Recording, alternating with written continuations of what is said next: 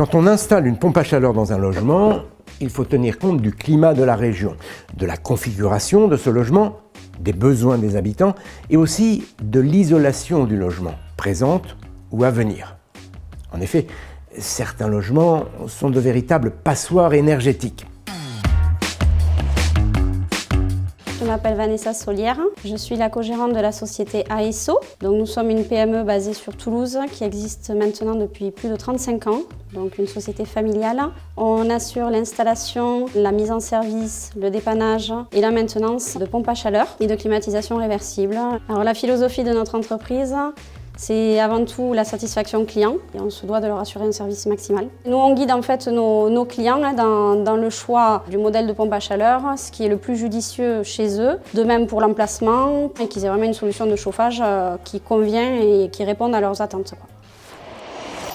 Si on installe une pompe à chaleur dans une maison mal isolée, sa puissance sera adaptée aux déperditions de chaleur. Résultat,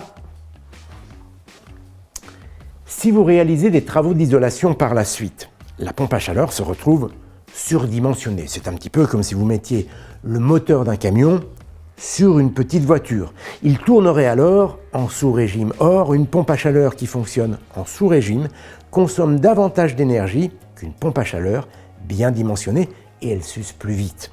Par conséquent, il est indispensable de réaliser les travaux d'isolation avant d'installer une pompe à chaleur.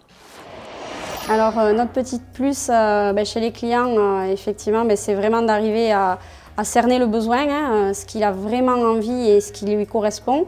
Donc ça passe par beaucoup de questions sur son mode de vie forcément et toujours avec le sourire, la sympathie.